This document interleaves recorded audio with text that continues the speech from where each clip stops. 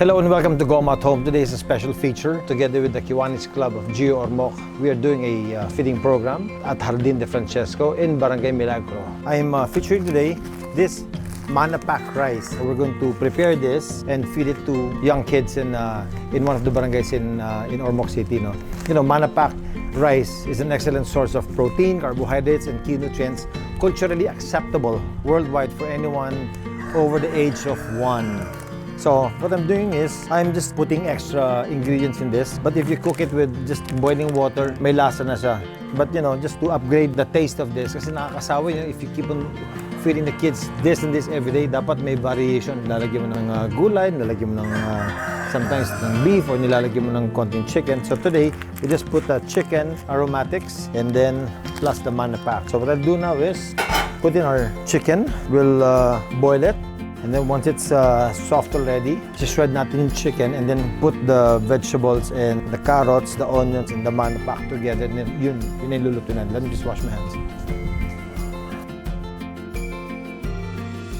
Okay, so the chicken's in. The MannaPack will be here on the side. I'll prepare the carrots first. Balat natin yung carrots natin. Okay, and then we'll cut this into small cubes.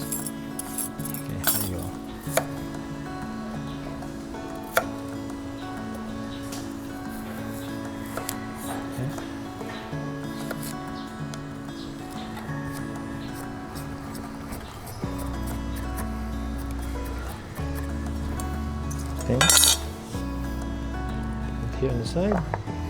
Okay, so once our carrots are done, i-add na natin siya dito. Tapos sabihin lalambot together with the chicken. Nice. Just leave it there. And next is our onions.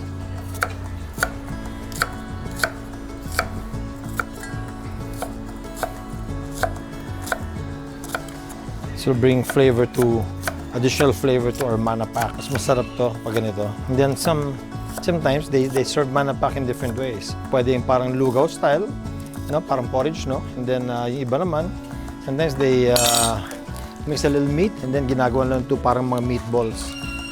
Okay? So now we'll put our onions here. There. Just a little pepper. We can't put too much pepper kasi baka maging very spicy sa mga bata, no? So we'll just put a little pepper. Yeah. I'll put salt later once the MannaPack is in because yung MannaPack meron ito flavoring. It has may salt na rin siya. So it might be too salty. Okay? Once our chicken is soft, shred na natin yung chicken, put it back here together with the MannaPack. Okay? Then we're done. And from here on, pupunta tayo sa Dolores.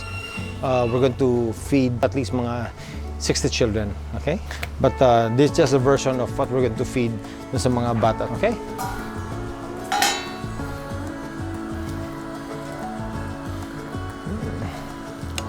Hindi pa. Check on the chicken. Okay. Ganda na. Malambot na yung chicken natin. Andun na yung mga vegetables. But I'll just take out the chicken. Tapos, kukunin natin yung meat niya. I-shred natin. Okay. So let this continue to boil. Mainit. Palalamigin natin ng konti yung meat. What I'll do with this, gamitin lang natin yung breast. Let's cut out the breast. Okay. Out. Okay. I'll just put this on the chopping board. Yung. Tabi na natin to. So now we'll chop this. You know, dito lang, ganun lang. And this will flavor the MannaPack. The kids will really love this. Sarap.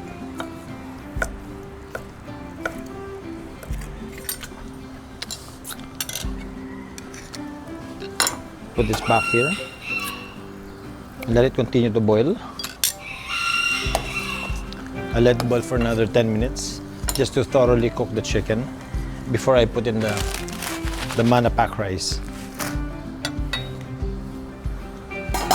Okay, so ngayon talagang lutong-luto na yung chicken natin.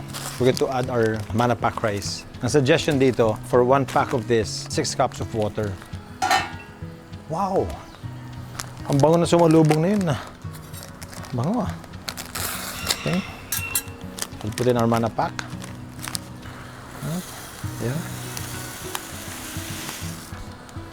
Just mix it. And in 20 minutes time, they should be done. MannaPack Rice is a fortified rice and soy blend. And then ang nutritional value niya for 1 cup of prepared MannaPack, it's about 210 calories. It has vitamins D, calcium, iron, potassium, and riboflavin, zinc, copper, manganese. Kompleto talaga, lahat nandito. That's why it's good for children, especially mga malnourished children. Ito talaga yung binibigay sa kanila. Continuous lang, no? Everyday, bigyan lang sila for about 2 to 3 months. Makita mo talaga yung weight gain. And then they become very, very strong and healthy. So, once this is cooked, I'm going to try it. Pag okay na, then lipat tayo dun sa Jardin de Francesco sa Barangay Milagro. Okay, let's check this out. Yan, in-absorb niya yung water. Oh. Now, let's try it if it's soft already and let's see if it's tasty.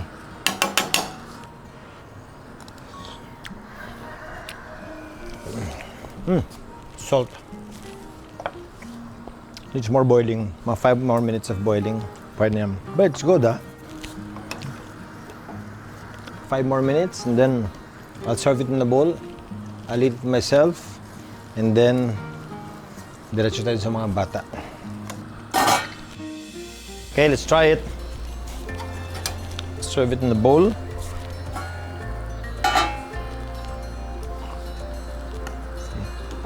Wow, gumanda yung color niya. Oh.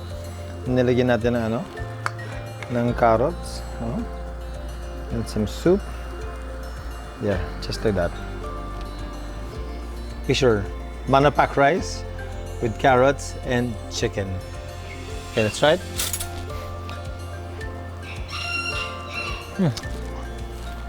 It's really good, huh? And then, may feel mo yung texture na soybean, parang textured vegetable protein. No? And then you can taste the chicken. Kasi dito natin niluto yung chicken. So yung broth niya, nandiyan kompleto. And it looks appetizing because of the colors of the chicken, the rice, the soybean, and of course the carrots. Really good. Perfect talaga to for Nutrition Month, no? So from here on, let's go to Jardin de Francesco sa Barangay Milagro. Okay? I'll just put on my pants, then let's go. Okay, go.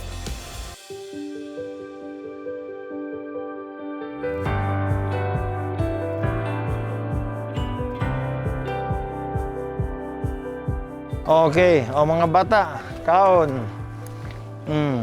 Okay, kaon. Mga G muna, mga bata. Amen. Lord, this food, sila food, ako food, ang pagkaon, mga food, food, ang mga todo, di mga food. Amen! Amen! Amen! Sige, kaon! Kaon, sige. Lami? Lami? Sige, lasa dong. Ha? Lami. Lami. This is the group of Kiwanis Ormoc, and ang feeding nila dito para sa mga bata is 3 times a week using the MannaPack, and then minamodify nila to fortify it with the other vegetables. Nilalagyan nila ng chicken meat or nilalagyan nila ng pork or beef, depends on what is available. So yun, with these kids, pati yung iba, yan, they're on their way to better nourishment and healthier lifestyle, no? Okay, see you soon. Bye. Bye.